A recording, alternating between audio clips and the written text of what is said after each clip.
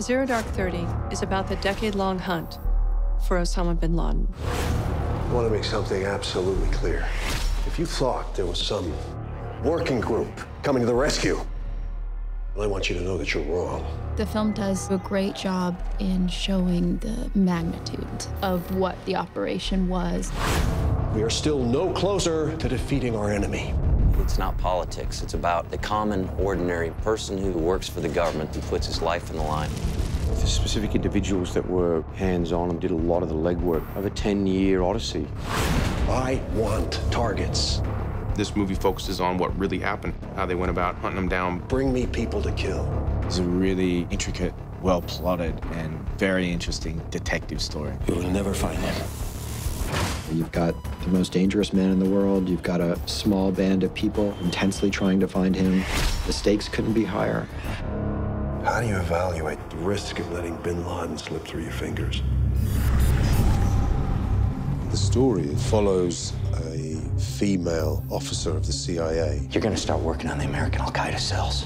Protect the homeland. Bin Laden is the one who keeps telling them to attack the homeland. If you really want to protect the homeland, you need to get Bin Laden. No one really knows what it's like to be behind the scenes as a CIA operative in that part of the world. Once you're on their list, you never get off. And this is what that story is. The film's peppered with a really great ensemble cast. Just extraordinary people to be surrounded by. Jessica Chastain and Kyle Chandler and Jason Clarke. Jennifer Reilly, Mark Strong, Edgar Ramirez, big names. You know, they're well known within the acting community. James Gandolfini, who is the head of the CIA. Genius casting because he has such presence. I'm about to go look the president in the eye. And what I'd like to know is where everyone stands on this thing. Zero Dark 30 is a military term for 30 minutes past midnight. We use it as the title for two reasons. It refers to the time that the U.S. Navy SEALs were entering Pakistan. Eyes on target. Stay tight! And also as a metaphor for the entire 10-year hunt to find bin Laden. Thank you, and background! Authenticity was really important to everybody, the director, the writer. It's important subject matter. You want to make it right. The entire movie is really based on first-hand accounts from people who were directly involved. It's a journalist's attempt to define the true timeline of what happened. The responsibility to keep it very accurate was just all-consuming for me. It brings it to life in the way that only really talented actors and a brilliant director can do. That's pretty much it. What I love about Catherine Bigelow is the juxtaposition of this charming woman and these testosterone-fueled movies.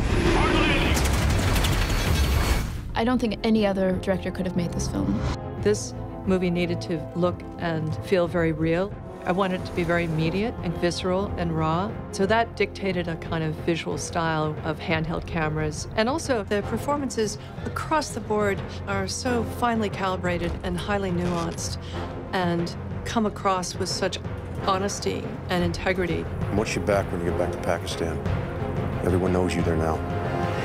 It's very carefully calibrated to feel real. 111 Charlie, take 2 on the end. We all want a pertinent piece of work, something that is of our time, something that's really about this world that we've all been through. There's a certain amount of, damn, I was part of that. Hey! Put your hand out of your pocket! Hey! No! This is going to be an extremely hard-hitting movie. Oh my God, is that what I think it is? I think this film is important because this is our generation's JFK. We all do remember where we were when we found out Osama bin Laden was killed. It's the hardest thing I've ever done. It will always be one of the best parts of my career.